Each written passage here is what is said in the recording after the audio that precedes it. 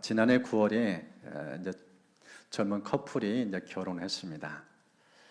이제 장애인과 비장애인의 만남. 둘이 이제 그 속에 사랑이 불이 붙어서 이제 결혼했는데, 형제가 휠체어를 타는 평생 하반신 불구인 그런 신랑이에요. 이제 그런 둘이 이제 눈이 맞고 마음이 맞아서 이제 한 가정을 이루며 사는 거예요. 그 결혼식 장면이 이제 유튜브로 공개되고 지금도 그 영상이 유튜브에 있습니다. 휠체어를 타고 신랑 입장하는 그 모습. 이제 식이 끝나고 새로운 인생을 위하여 둘이 행진할 때 신랑은 휠체어 타고 또 신부는 그 휠체어 곁에서 걷는 그 모습. 이름하여 아름다운 동행. 참 가슴찡한 한 장면입니다. 장애를 듣고 참 이렇게 인생 살기도 쉽지 않은데 내가 결혼을 할 수 있을까 이런 상황인데 하나님께서 한 천사를 보내줘서 함께 걸을 수 있는 그 인생길 얼마나 가슴 훈훈한 감동을 주는지 장안의 화제가 되기도 했습니다. 이름하여 위라클 이제 운영 중인 박위 형제 송젠 자매와 결혼해서 지금 알콩달콩 이제 결혼 생활 얘기를 이제 들려주고 있는데 참 이 젊은 부부의 만남, 그 사는 인생길은 참 우리의 진한 감동을 줍니다. 동행이라는 게 저렇게 멋지구나, 아름답구나. 그걸 한 폭의 그림처럼 참 비담을 우리에게 들려줍니다. 그게 뭐 이 두 커플만의 모습은 아닙니다. 인생이 하도 외롭고 고단하니까 주님 우리 곁에서 우리의 동행코자 영으로 들어와 계세요. 그래서 예수 믿는 사람들은 항상 동행이라는 단서가 나서지 않습니다. 예수는 내가 세상 끝날 때까지 아니 영원토록 우리와 함께 계셨다고 약속을 했어요. 근데 이 동행 얼마나 매일 맛보고 누리는가 생각보다 잘 못 누려요. 성경을 보면은 누가복음 2장에 예수님께서 12살 되던 해에 육신에 보냈던 요셉과 또 그의 어머니 마리아 함께 유월절 절기를 지키기 위해서 예루살렘 성전에 방문합니다. 그래서 그 절기를 지키고 이제 귀가를 해요. 귀가를 하는데 부모는 당연히 아들과 함께 가려니 해서 예수님과 동행하려 한다고 갔는데 하루길 갔는데 뒤돌아보니까 아들 예수가 없어요. 그래서 친척 지인들 찾아내면서 예수 어딘지 수숨해서 찾았어요. 며칠 동안 찾았는가? 사흘을 찾았어요. 그래서 마지막 발견 곳이 어딘가? 예루살렘 성전. 거기에서 예수님이 사람과 질문을 주고받고 이야기하는 그걸 봤어요. 무슨 뜻일까요? 동행이 되는데 동행이 아니에요. 예수님이 동행하려니 생각했는데 곁에 예수님이 없어요. 이게 신앙의 한 단면을 보여주는 겁니다. 나는 동행한다 하는데 실제 예수님은 동행이 아니에요. 오늘 읽었던 이 본문을 보면은 우리의 진짜 예수님의 제자 맞나? 예수님의 제대로 동행하고 있는가? 이것을 체크해주는 메시지가 담겨져 있습니다. 오늘 본문은 장소가 두 군데야. 하나는 육지, 하나는 바다. 빈들과 이 풍랑에 있는 현장. 이 현장에 있는 제자의 모습을 통해서 우리 신앙의 민낯을 이제 보여줍니다. 이 본문을 좀 같이 살펴보면서 주님께서 이 본문도 우리에게 지금 무슨 말씀하는지 함께 그것을 좀 나누려고 합니다. 이 본문의 시작은 이렇게 이제 진행이 되어집니다. 그 후에 예수께서 디베랴의 갈릴리 바다 건너편으로 가셨다. 저렇게 글자만 몰라서 지도를 좀 준비했어요. 저게 실제 갈릴리 지역, 이제 갈릴리 저의 바다라고도 하고 또 해안 이렇게 뭐랄까 호수라고도 하고 이러는데 저 현장이에요. 해저 200m 지역입니다. 좀 심플하게 저렇게 발바닥 모양처럼 생겼는데 저 왼쪽에 있는 지역에서 저 오른쪽에 있는 지역으로 지금 이동하는 중이에요. 왼쪽에 있던 곳이 디베라고 오른쪽이 이제 베세다. 이제 배를 타고 이동하는 장면. 근데 왜 저쪽으로 이동하는가? 성경에 이 특별히 오병이어의 기적은 사복음서에 공통적으로 나와 있습니다.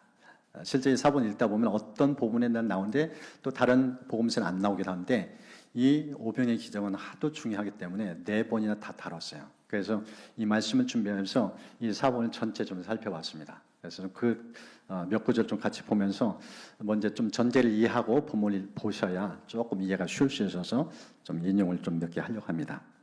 마가복음 6장을 보면은 왜 예수님께 저쪽 이동하셨는지 이렇게 설명했어요. 이르시되 너희는 따로 한적한 곳에서 잠깐 이제 쉬어라. 지금 이 마가복음 6장을 보면은 제자들을 예수님께서 이제 1절 이하를 보면은 12제자를 각동각자로 파송시켜요.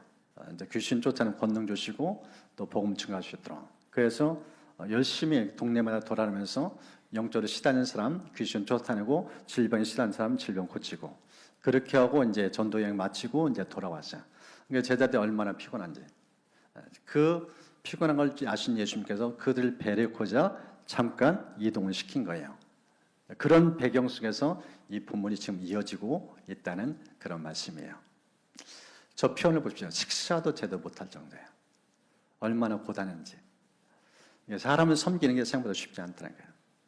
그런 가운데 예수님께서 그들을 애틋하게 생각하셔서 좀 이제 쉬어야 재충전하고 또 일할 수 있으니까 좀 이동시키는 이런 장면입니다. 그런데 저렇게 제대로 배려한 예수님과 달리 사람들은 제대로의 고통을 몰라요. 보십시오. 성경은 이렇게 써놨습니다. 마가복음 6장인데 그들이 가는 것을 보고 많은 사람이 그들인 줄 안지라 모든 고을로부터 도보로 그곳에 달려와 그들과 먼저 갔다. 저 표현 보십시오. 이 갈릴리 한쪽에 있는 사람들이 이미 소문 들어가지고 예수님 만나고 제자를 만난 우리의 고통 다 풀어진다. 이게 동네방네 소문 나가지고 나도 환자인데 나도 좀 고쳐주세요. 배보다 더 빨리 도착했다는 거예요. 사람은요, 남 배려 안 해요. 내가 힘드니까. 이게 지금 일반대의 모습을 보여줘요. 그런 지금 배경 속에서 진행되는 상황인 겁니다. 이렇게 해서 수많은 무리가 지금 예수님과 제자들께로 지금 오고 있는 장면이에요. 이 부분을 마태복음 14장 이렇게 적혔습니다. 큰 무리를 예수님이 어떤 시각을 보셨는지. 예수께서는 이제 큰 무리를 보시고 불쌍히 여기서 그 중에 있는 병자들 고쳐 주셨다. 마태복음 14장으로 넘겨주시고 좀 이렇게 네. 근데 저 표현을 보십시오. 불쌍히 그냥 숫자로 보지 않았다는 거예요. 가슴으로 사람을 대했다는 그 모습을 보여줍니다. 마가복음도 보십시오. 목잠 양 같음으로 인하여 불쌍해서 여기서는 가르치셨어요. 마태복음에서는 예수님께서 치료해 주셨는데 예수님은 가르치셨어요. 육체적인 부분보다 영적인 부분을 좀 터치하셨다는 거예요.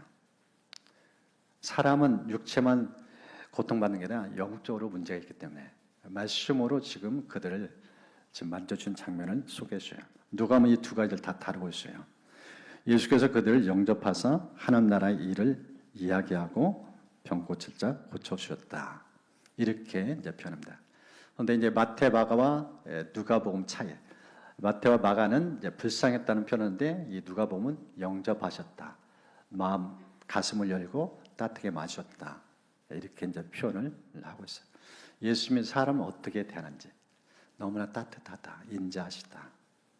인생을 불쌍해하는 주님의 마음, 그 심정을 여기서 지금 보여주고 있는 내용입니다. 이렇게 사람들이 많이 몰려오니까 시간이 아무래도 걸리지 않겠어요. 이것을 이제 마태복음 14장은 이렇게 적어놨습니다. 저녁이 되매 제자들이 나와 이르되 이곳은 빈들이요 때도 이미 저물었습니다. 그러면서 제자들이 얘기를 해요. 이제 돌려보내주면 좋겠습니다. 식사 때가 됐으니까 각자 알아서 식사는 해결되지 않습니까? 이런 제안을 예수님께 제자들이 드렸어요. 이런 배경 속에서 지금 이 본문이 이어지고 있다는 그런 사실이에요. 근데 예수님께서 이 말을 듣고 어떻게 주님이 반응하셨는지 보십시오. 갈 것 없다. 너희가 먹을 것을 주라. 예수님이 이 마음을 이해가 가서요. 제자들은 짐지고 싶지 않아요. 부담돼요. 근데 예수님은 끝까지 그들 돌보려고 해요. 무한 책임이에요. 질병 고쳐주셨죠. 영적으로 시달리는 거 말씀은 바로 세워졌죠. 거기에 먹거리를 챙겨줘요. 총체적으로 돌봐주신 예수님. 그걸 보여주는 모습이에요. 네, 이런 가운데서 오늘 본문로 이제 이어집니다. 요한복음은 특별히 빌립에게 초점을 맞춰요. 이렇게 말씀합니다. 우리가 어디서 떡을 사서 이 사람들을 먹이겠느냐? 빌립에게 이 질문을 이제 던져요. 그러면서 6절은 이런 표현까지 있습니다. 친히 어떻게 하시를 아시고 빌립을 시험하기 위함이었다. 이렇게 표현해요. 근데 이제 다른 우리말 번역을 보니까 이 6절을 이렇게 설명했더라고요. 예수께서는 빌립이 어떻게 하나 보시려고 이렇게 질문하신 것일 뿐 사실 자기가 하실 일을 미리 알고 계셨다. 예수님은 물이 딱 보면서 내가 책임지고 먹이겠다 이미 전제가 있었어요. 근데 그러기 전에 제자들이 얼마나 주님을 알고 있나 그걸 체크하게요, 확인하게요, 테스트하게요. 이 빌립에게 질문을 던진 거예요. 그래서 이 본문을 보면서 이 오병이를 통해 주시는 이제 첫 번째 메시지, 예수님께 우리를 어떻게 시험하시는가, 우리를 어떻게 다루시는가. 그 첫째가 있는데 질문을 통해서 우리를 체크하시라는 거예요. 질문의 의도를 잘 파악하시라는 뜻이에요.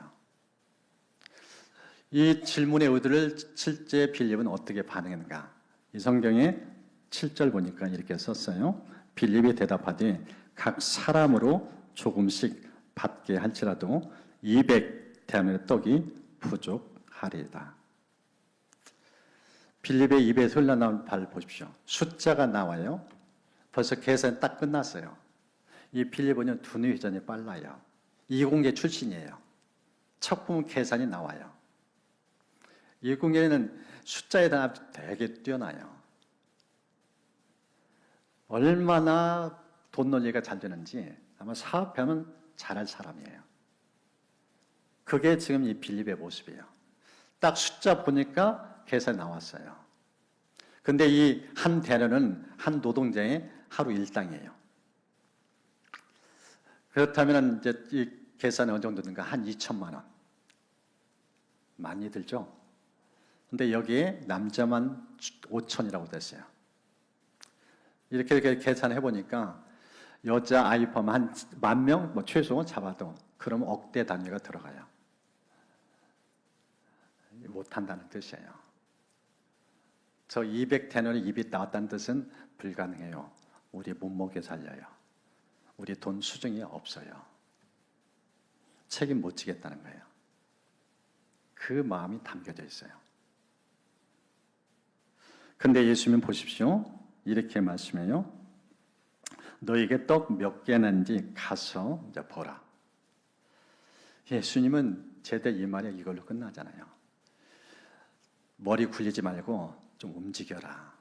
행동해라. 그렇게 논리적으로 이성적으로 생각하지 말고 현장을 좀 찾아봐라. 가능성을 봐라. 이게 예수님의 의도고 마음이에요. 현장도 돌아보지 않고 해결될 가능성이 있는지 확인하고 무조건 안 된다 단정하는 이 마음, 그런 태도를 좀 벗어라. 그런 마음 의중이 담겨져 있어요. 이런 가운데서 이제 안드레가 돌아다니다가 한 아이를 또부터 도시락을 발견했어요. 그래서 보리떡 5개, 물고기 2마리 가지고 이제 예수님께 왔어요. 이제 안드레 입을 통해 흘러나오는 말을 보십시오. 그러나 그것이 이 많은 사람에게 얼마나 되게 사옵나이까. 여러분 빌립의 말이나 안드레의 말이나 어떤 느낌이 들어요? 똑같아요. 표현만 조금 다를 뿐. 못 먹여요. 먹여 살릴 수가 없어요. 책임 못 져요. 너희들이 먹을 것 챙겨주라고. 예수님 우리 지금 계산으로도 안 되고 직접 돌아봤는데 현장에도 먹거리 이게 다예요. 어떻게 해요? 할 수 없어요. 이 마음이에요. 이런 제자들의 반응을 보고 예수님께서 그 다음 이제 액션을 취하신 장면이 이 본문으로 이제 이어집니다. 이 제자들의 행동, 생각, 태도를 보면서 주님은 딴 얘기 하잖아요. 이제 직접 행동으로 자신이 누구신지를 보여줘요. 예수님의 두 모습이 나타납니다. 첫 번째가 예수님은 자상하시다. 이 얘기를 보여줍니다. 여러분 10절 보십시오. 예수께서 이르시되 이 사람들로 앉게 하라. 하시니 그곳에 뭐가 많았다고요? 잔디가 많았다. 여러분, 성경은요 괜히 저 잔디 써놓지 않았어요. 저는 말씀을 준비하다가 오병이어 수많은 말씀 받고 수없이 읽었지만은 특별히 이번 말씀 준비해서 저 단어가 너무 눈에 띄었어요. 그리고 저 단어 앞에서 진한 감동을 받았어요. 하나님은 오병이어 기적에 이 볼에 떴다 소고기 물고기 두 마리에 주목한 게 아니라 잔디까지도 섬세하게 적어 놓으셨구나. 뭐가 느껴져요? 주님이 이들을 먹이기 위해서 벌써 앉을 자리까지 섬세하게 신경 쓰고 있다는 모습이에요. 여러분, 수많은 물인데 거기에 진흙 물기가 있고 그러면 앉겠어요? 서서 먹을 수 있겠어요? 만염이 움직여 보세요. 배고픈 상황이에요. 우리 이따 가면 사건 사고 속에 들잖아요. 스포츠 경기장들, 또 많은 군중이 모인 자리에 군중이 한번 잠깐 움직이면 어때요? 질식사해요.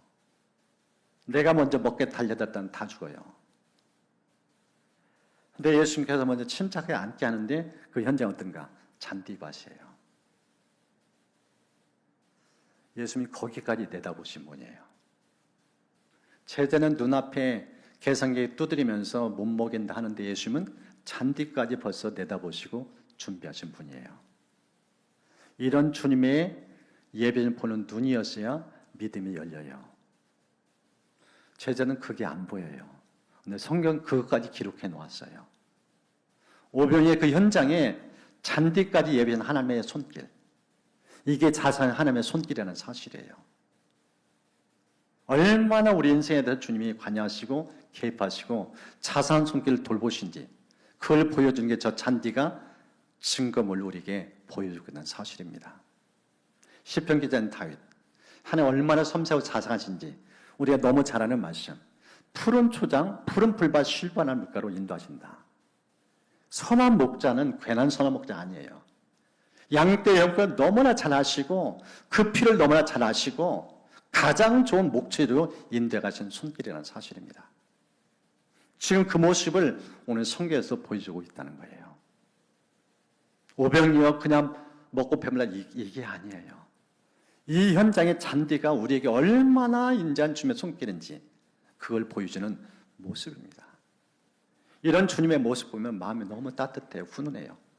앉을 자리까지 이렇게 섬세히 예비신 하나님 손길. 그 모습 보십시오.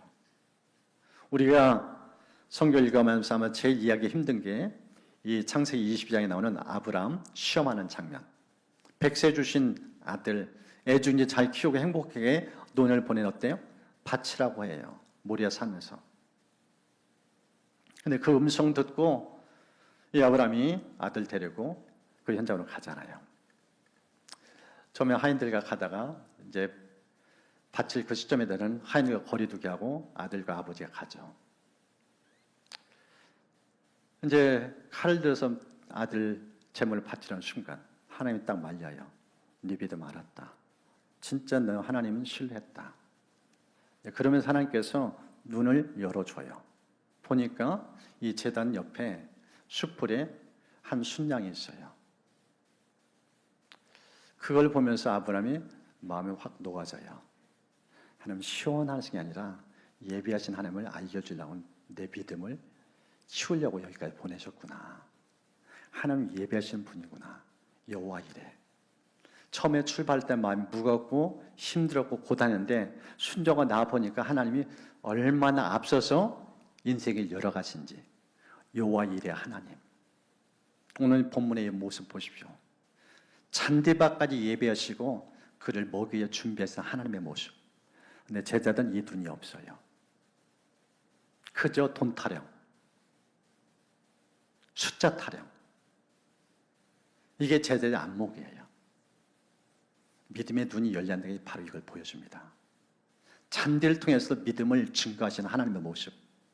주님은 얼마나 섬사진지 오늘 성경 그걸 우리에게 보여주신다는 사실이에요. 두 번째 이 오병 기도자 보여주는 예수의 모습은 예수는 풍성하신 분이라는 거예요. 두 번째 모습은 풍성하신 하나님의 모습 넘겨주시고요. 이 11절을 보십시오. 저 맨 마지막. 그들의 원대로 주셨다. 원대로 주셨다. 사람마다 이 양의 차이가 있잖아요. 위에 크기가 다르잖아요. 어떤 사람 많이 먹어요. 배부르게 먹어야 포만감이 생기는 사람이 있어요.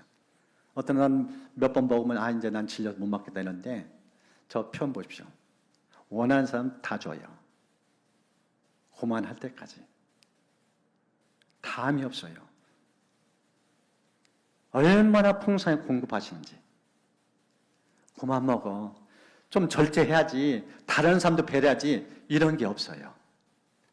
누구든지 원하는 대로 다 주셔요. 이 예수님의 모습 보십시오. 이게 풍성하신 예수님의 모습이에요. 이 손길 보면서 성경 연이어서 이렇게 기록을 해놨습니다. 12절 보시죠. 그들이 배부른 후에 예수께서 제자들에게 이르시되 남은 조각을 거두고 버리는 것이 없게 하라.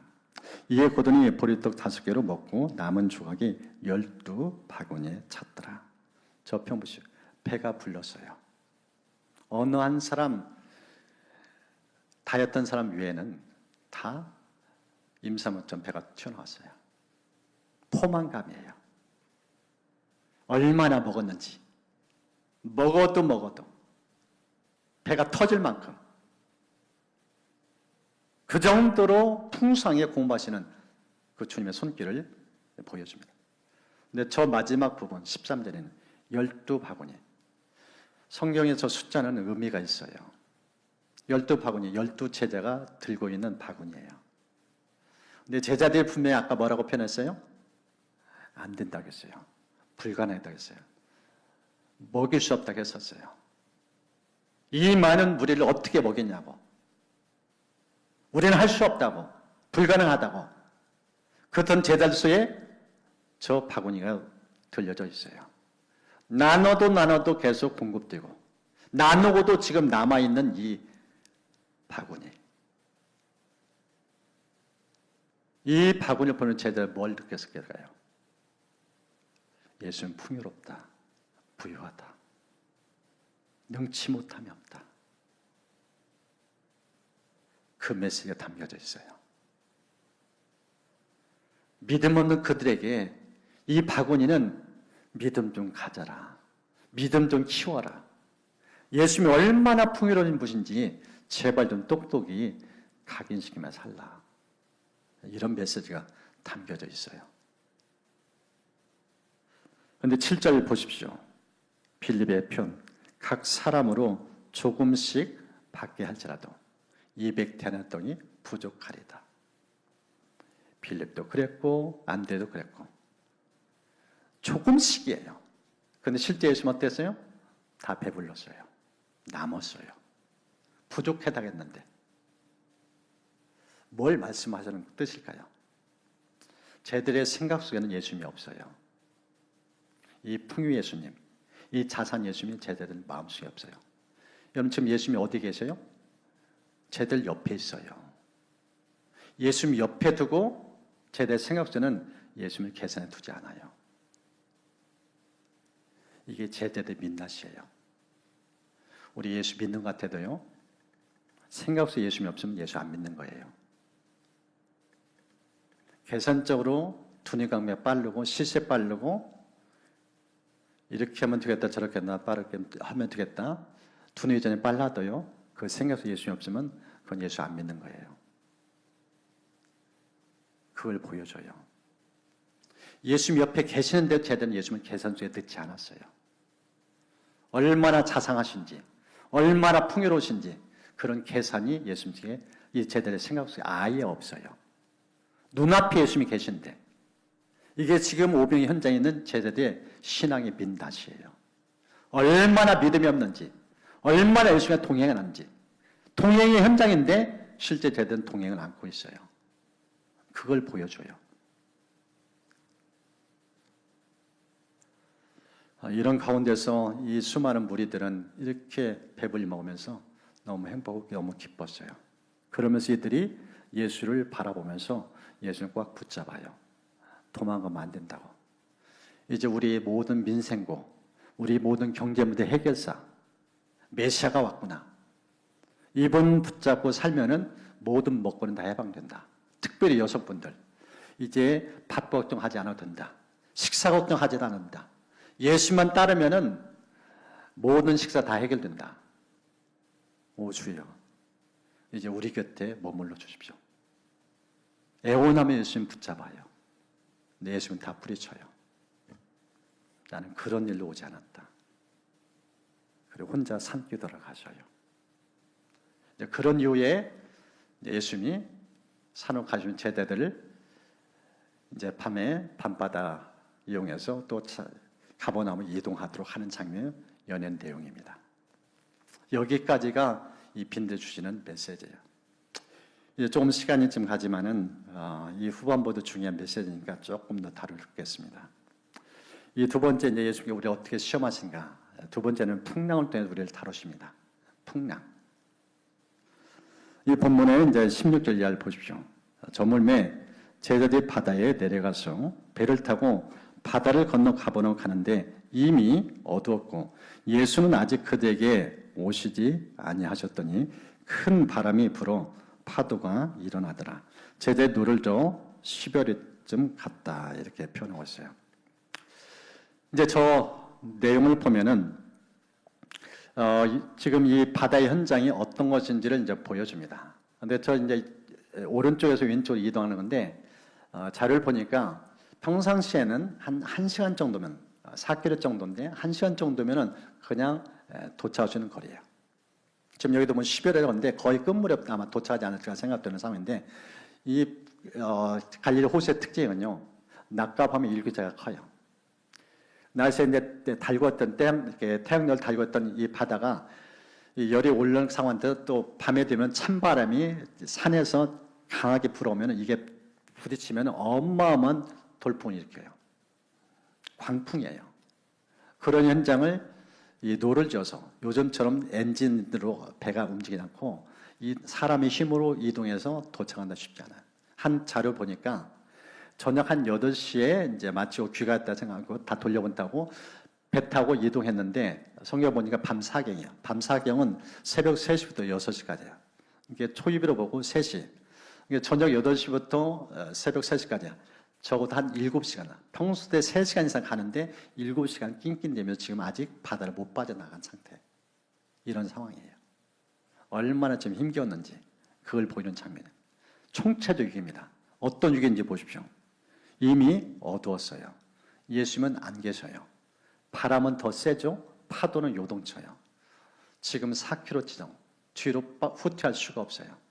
그리고 사방은 어두운 밤 사경. 총체적 난국이에요. 바다에 빠져 죽을 위기예요. 이 현장이라는 거예요. 이런 정도의 인간의 힘으로 어떻게 해결 방법이 있는 상태예요. 이제 이런 상황 속에서 예수님이 액션을 취하는 것이 이 본문에 나타납니다. 그래서 이 본문에 나타난 예수님 어떤 분이신가 4가지가 좀 구체적으로 나타나는데 그 첫 번째가 위기에서 건져져 오시는 모습을 보여줍니다. 보십시오. 바다 위로 걸어서 오시는 모습. 여러분 바다 위로 걸어오셨다. 어떤 느낌이 들어요? 야 대단하다. 저게 창조주의 모습을 보여주는 장면이에요. 세상을 피조세계를 다스리는 예수님의 모습, 통치하시는 모습, 주관하시는 모습, 풍랑 있는 바다도 예수님 발밑에 있다는 사실, 이걸 보여주는 그림이에요.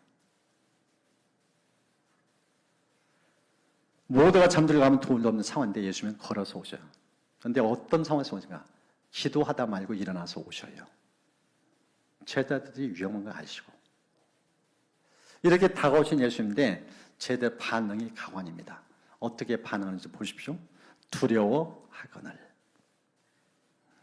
예수님이 돕기 위해서 오는데 두려움에 떨고 있어요. 그런데 이것을 이 마태복음은 이렇게 구체적으로 설명했습니다. 제자들이 그가 바다 위로 걸어오심을 보고 놀라 유령이라 하며 무서워하여 소리 질렀다. 예수를 뭐라고 외쳤다고요? 유령이다. 여러분 이해가 되셔요? 제자들의 생각 속에 예수님은 안중이 없어요. 조금 전에 예수님이 빈들에서 수많은 무리를 먹이신 기적의 주님이신데 지금 풍랑 현장에서 예수님이 온데간데 없어요. 그들의 생각 속에 마음속에 예수님이 오실까는 꿈에도 생각하지 않고 있어요. 이게 제자들의 풍랑 현장의 그들의 민낯이에요. 얼마나 믿음이 없는지. 예수님이 오실까는 기대도 하고 있어요. 이게 제자의 지금 실태예요. 예수님을 뭐로 보고 있는가? 유령으로 보고 있어요. 얼마나 믿음이 없고 생각 속에 예수님이 없는지 그걸 보여주는 장면입니다.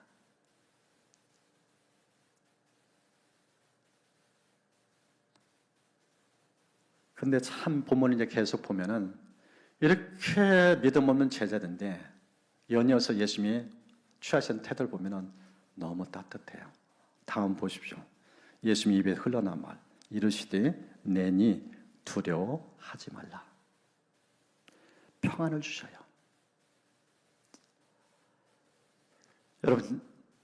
여러분 예수님이랑 어떻게 할 것 같아요? 제 입장에서 잠깐 생각해 볼 때는 제자한테 좀 호통쳤을 것 같아요. 야, 이 녀석 정신 차려라. 내가 유령이라고? 니들 살리려고 왔어. 다시 한번 해봐. 내가 유령이야? 정신 차려, 이 녀석. 멱살 잡고 막 어떤 데는 화내서 막 질책할 수 있는 상황이에요. 근데 화를 내지 않고 질책도 안 하셔요. 그냥 평안하고 고요한 목소리로 나다, 예수다.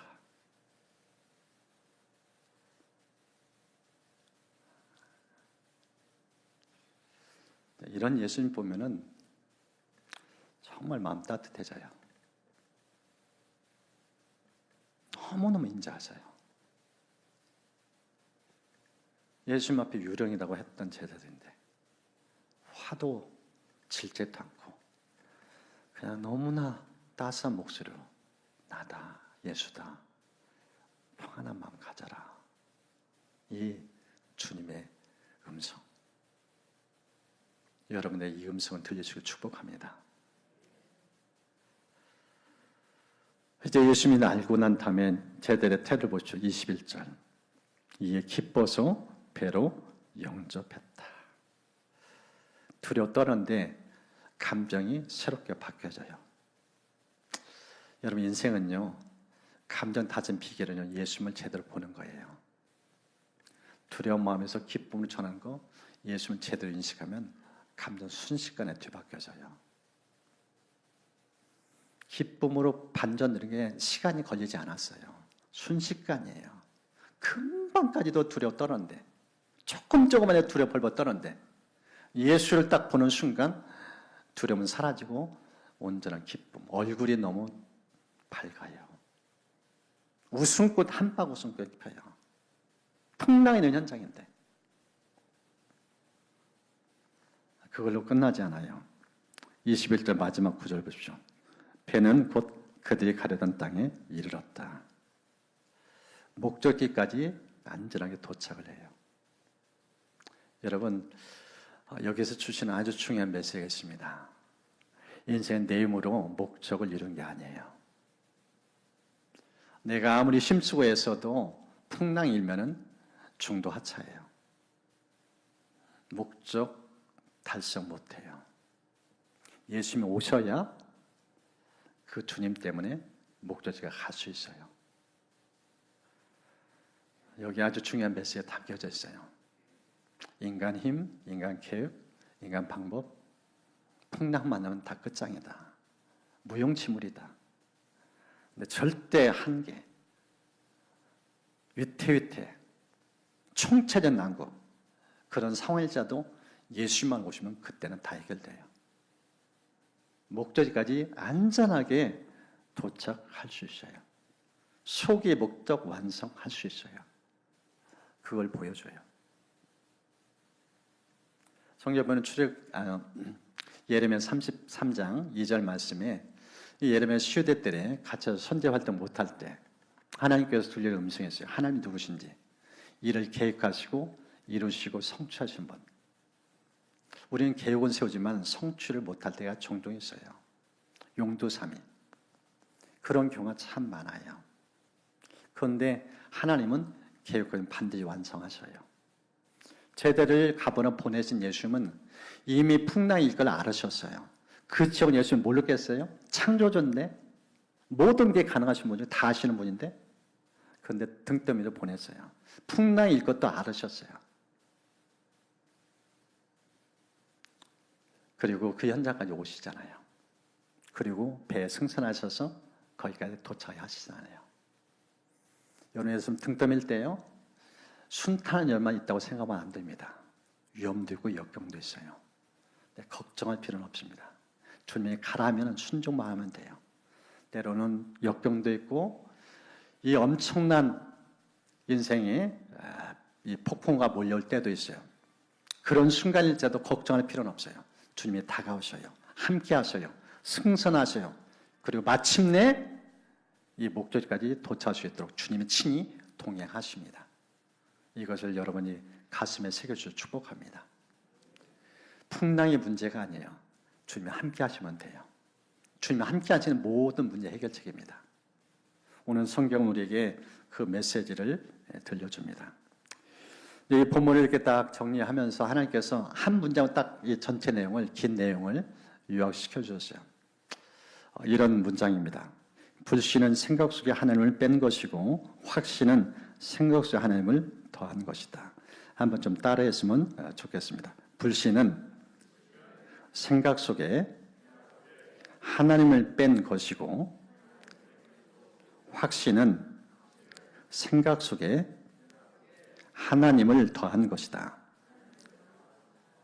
이 본문에서 딱 생각을 하나님께서 체크해 주더라고요. 믿음 보신가? 생각으로 예수님이 계신 것. 불신 보신가? 예수님이 안 계신 것.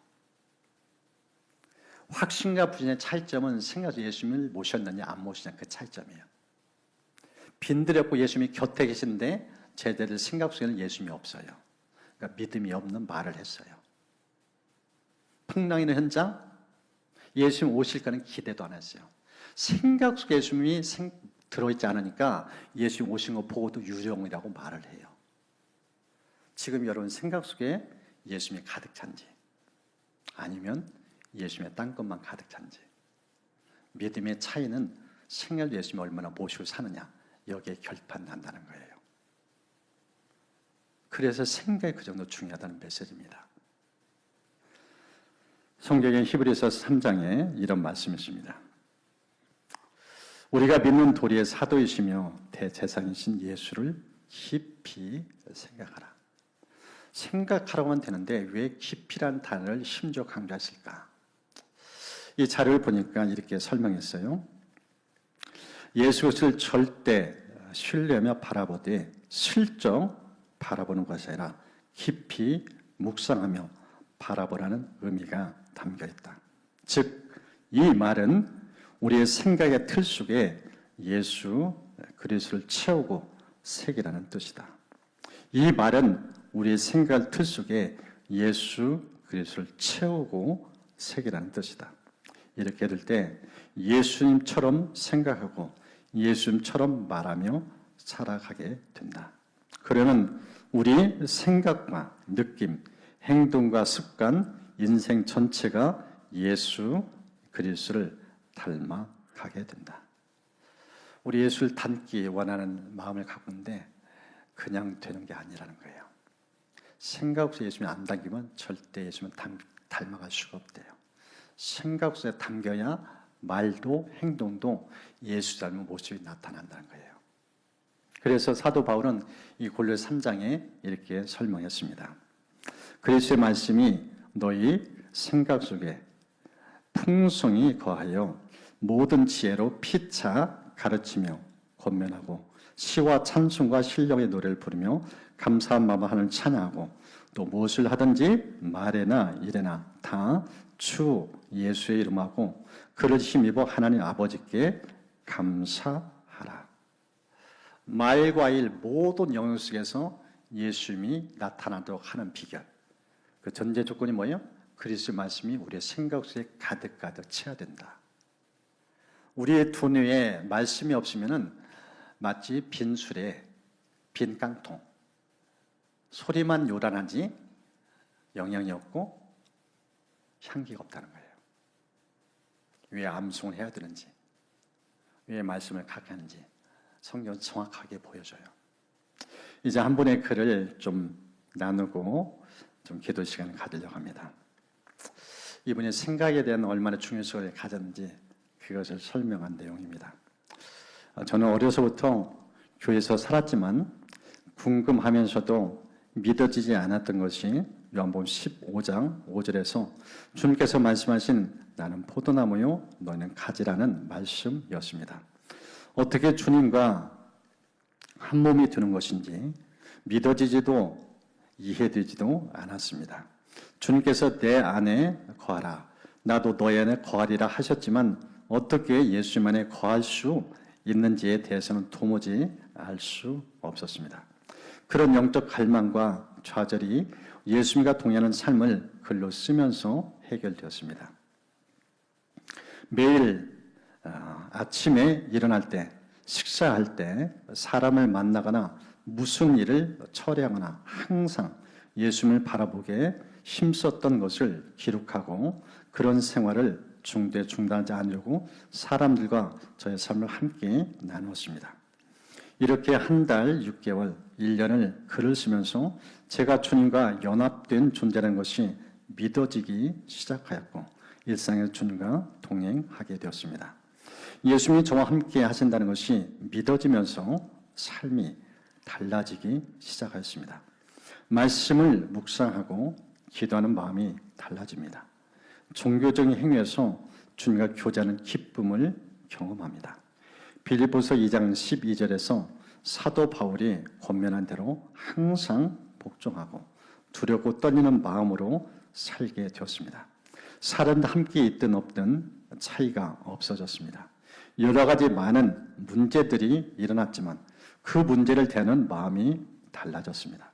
말을 함부로 하지 못하게 되고 어떤 결정이나 행동도 제 힘으로 하지 않게 되었습니다. 전에는 어려운 일, 급한 일이 일어날 때만 예수님을 생각했지만 이제는 수시로 주님이 생각나고 주님을 바라보게 되면서 순종하는 삶으로 변화되어 가고 있습니다. 저 자신이 이전과 다르게 담대하고 평안하고 감사하는 사람이 되었음을 느끼게 되었고 오직 사랑만 하고 살고 싶어졌습니다. 믿음이 달라진 것입니다. 제 안에 오신 예수님을 믿고 24시간 예수님을 바라보려고 노력하면서 예수님께 제 생각의 주도권을 가지게 되셨습니다. 예수님을 믿고 24시간 예수님을 바라보려 노력하면서 예수님께서 제 생각의 주도권을 가지게 되셨습니다. 이것이 예수님과 관계를 사랑의 관계로 놀랍게 변화시켜 주었습니다. 저는 제 인생 전체를 오직 하나에 거래한다는 것을 깨달았습니다. 예수님이 제 마음의 주인이자 왕이 되시도록 하는 것입니다. 그래서 더 이상 상처나 원망, 실패나 세상 일을 묵상하지 않고 예수님께서 제 마음에 계심을 진정으로 믿고 오직 예수님만 생각하는 훈련을 해보았습니다. 예수님은 정말 빛이셨습니다. 예수님과 동행에 대한 글을 써보면 예수님의 빛처럼 제 마음을 비춘 것을 느끼게 됩니다. 마음의 깊은 곳까지 드러납니다. 예수님과의 동행한 글 쓰는 것을 중단하면 금방 마음은 세상으로 가득 차게 됩니다.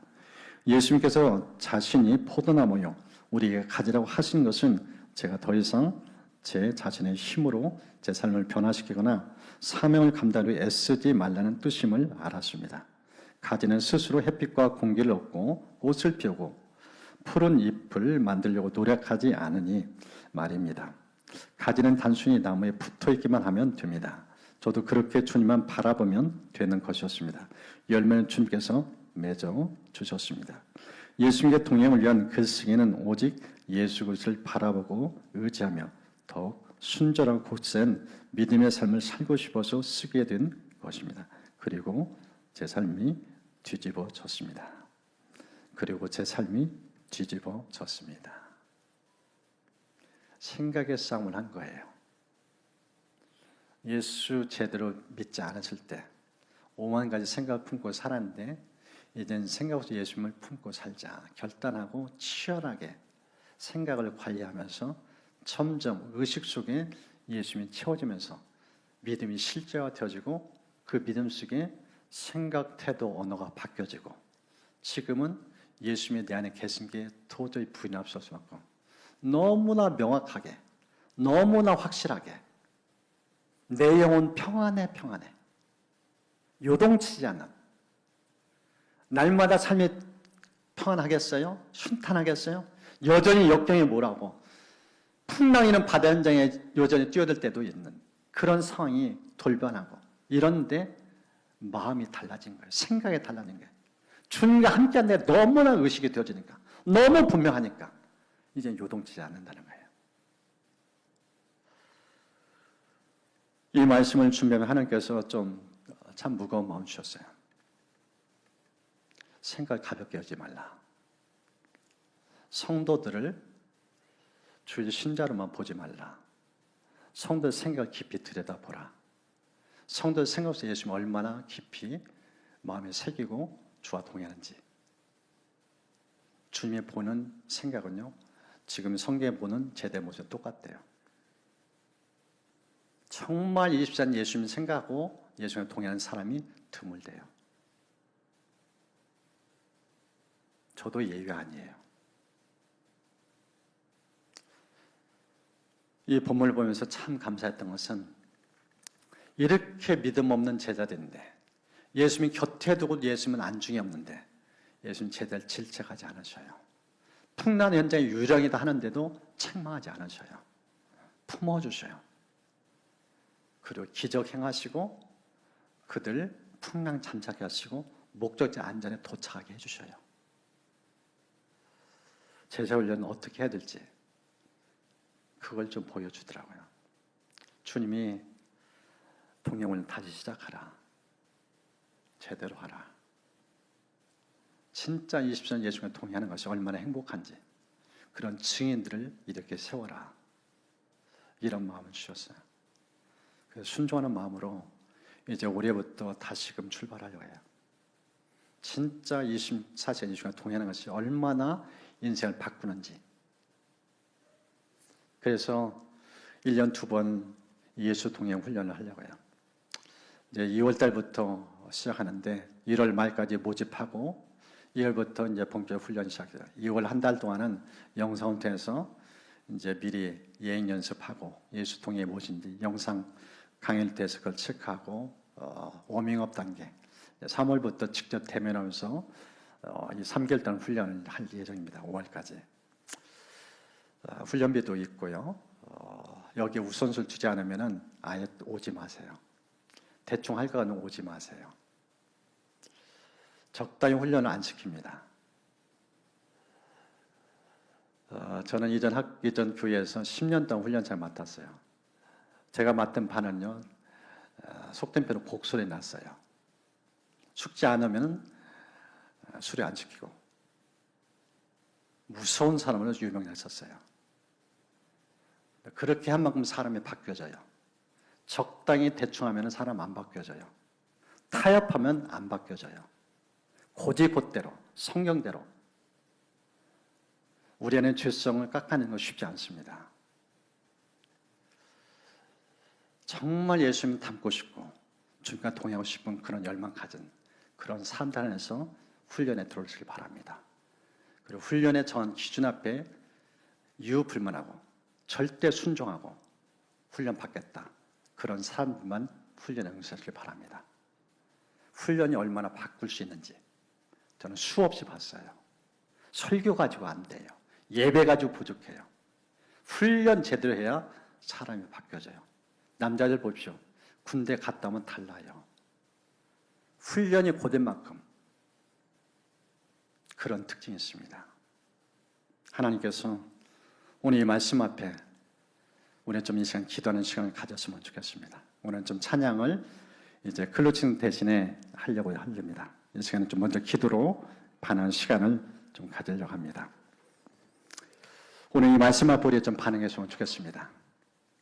이 빈들과 풍랑, 이는 현장. 인생은 빈들에 있을 때가 있어요. 빈들에 있으면 먹고 살 문제 늘 생계 고민이 많습니다. 풍란이 이르면 목숨 달하는 위기가 있어요. 이게 인생의 두 단면이에요. 근데 이 현장에 예수님이 계셔요. 찾아오시고요. 근데 우리는 생각 속에 그때도 주님 보고 있는가? 주님 생각하며 그렇게 믿음을 반응할까? 나의 지금 생각 속에 예수님 얼마나 내가 품고 살고 있는지 돌아보면서 자신 실제는 민낯 그대로 주께 아뢰면서 동행하지 못하고 있다면은 또 있는 그대로 시인하고 정말 중심에 일어난 예수님 마음에 모시고 생각 속에 모시고 주와 동행하고 싶다고 그 갈망, 그 영혼을 좀 고백하는 시간 가졌으면 좋겠습니다. 우리 함께 좀 기도로 나아가겠습니다.